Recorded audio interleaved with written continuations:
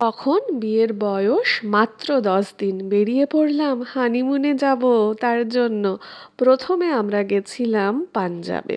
Train journey আমার অন্যতম প্রিয় জার্নি। আর তোমাদেরকে আরেকটু বলে রাখি, বাইকের আওয়াজ পাবে, গাড়ির আওয়াজ পাবে, কারণ আমি এখন মা বাবার বাড়িতে।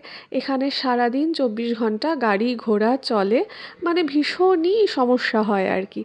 এখন তোমরা যাদেরকে দেখলে তারা হলেন গিয়ে বিএসএফের দাদারা।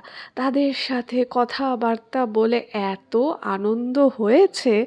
আর যারা এই ট্রেনের রক্ষণাবেক্ষণ করেন তারাও ছিলেন অপূর্ব।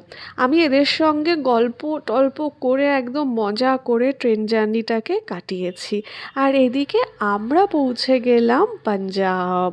চলে এসেছি মা বাবাকে ছেড়ে। এই প্রথম আমি কোথাও এলাম এতগুলো দিনের জন্য। খুব ভালো লাগছিল। আমি ভাবলাম তোমাদের সঙ্গে শেয়ার করেই ফেলি। এই ভিডিওগুলো তো আমি ডিলিটই করছিলাম, অনেক দিন ধরে আছে গো। তাই ভাবলুম শেয়ার করেই তারপরে ডিলিট করি, থাকুক না ফেসবুকে। এখন দেখো কি লেভেলে আমি তোমাদেরকে হাই হাই করে যাচ্ছি। আসি গো।